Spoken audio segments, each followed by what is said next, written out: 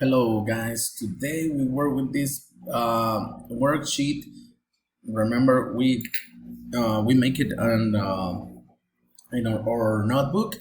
Remember, put the date on it. Today is Thursday 16th of June 2022. Okay, and it's real easy. The chart is real easy. Listen, read, then look at the bar chart and label. Bueno, dice, what are you going to do on the weekend?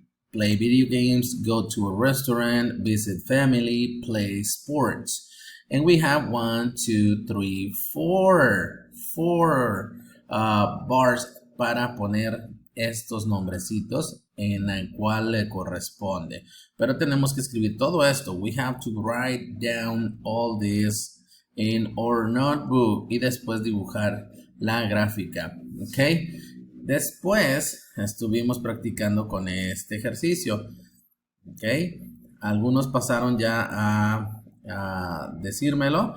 Aquí van otra vez las respuestas para que ustedes lo hagan así. Ven que tienen A, B, A, B, A, B, A, B. Me falta una B acá.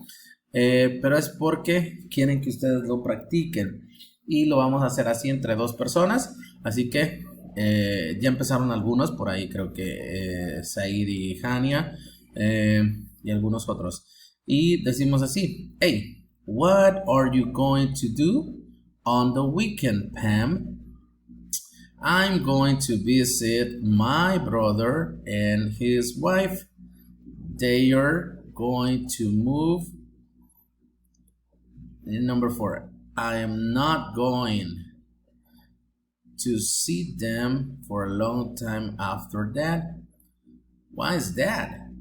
Because they aren't going to live close to here.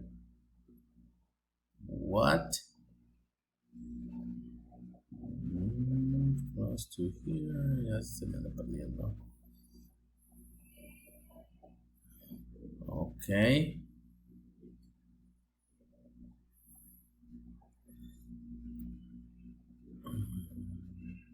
Close to here. What are you going to do? I usually go to the movies on the weekend, but I'm not going to go this weekend. Why not? Because my dad is going to take me to see a soccer match. Ok, cool. Bueno, esta es la lectura que teníamos en nuestra página, bueno, en nuestra libreta, la hicimos en la libreta, así que practíquenla porque el Monday van a estar participando con esto igual que lo hicieron el día de hoy. Nos vemos entonces el día Monday. Have a great weekend. Bye, bye.